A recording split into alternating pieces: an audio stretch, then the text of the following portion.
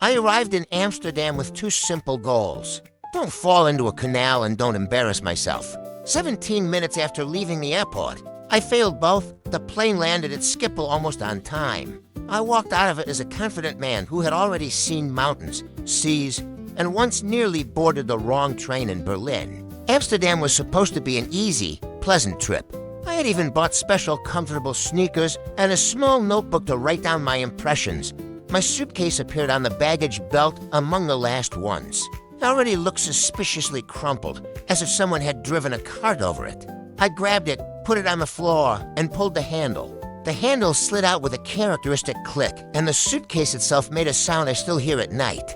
It was the sound of betrayal. The lock didn't hold. The lid flew open, and out of the suitcase, like from a torn papata, spilled my entire life for the next 4 days. 14 pairs of socks of different colors. A laptop charger from 2014 that I had somehow kept.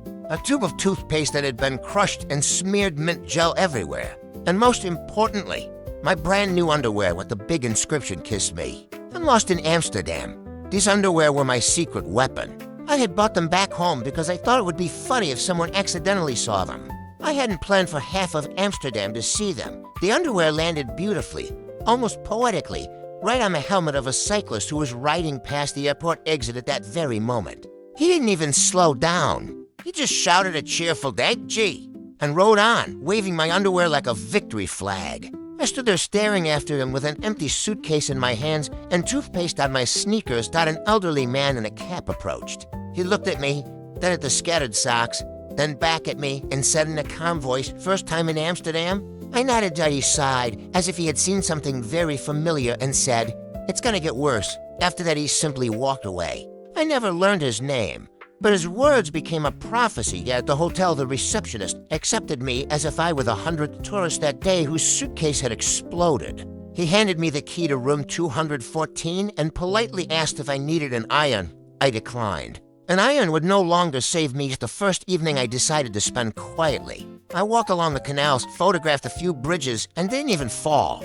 This gave me confidence. I thought, maybe the worst is already behind me. I was wrong. The next morning I went to rent a bicycle.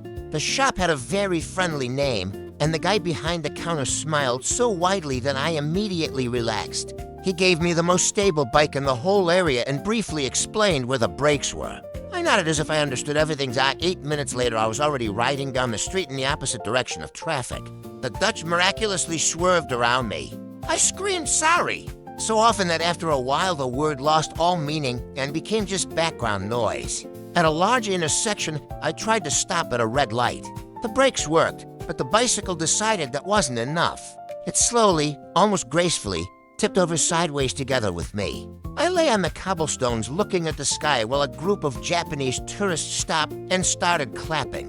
One of them even took a photo. I got up, picked up the bicycle, and rode on, no longer trying to look dignified. Somewhere after an hour, I realized I was lost. The navigation showed that I should be near a museum, but in reality, I was standing next to some cheeseware house.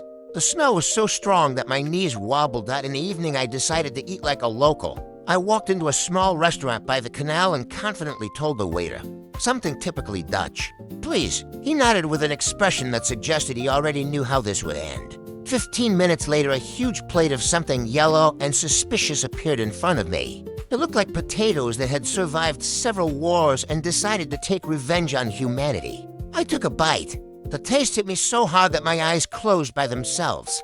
It was the famous old Amsterdam cheese. It smelled as if it had been kept in a basement for 40 years together with the socks of that same cyclist who had stolen my underwear.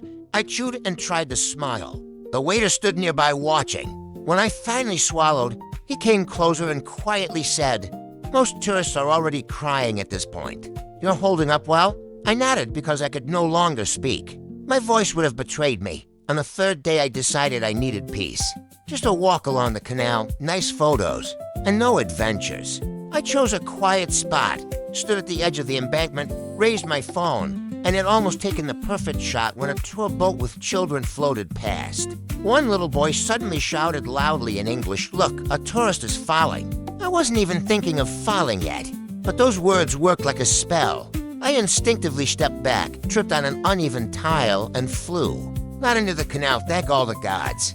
I fell into a large flower bed of tulips. The flowers crumpled under me with a sad crunch. 3 people immediately rushed to rescue me.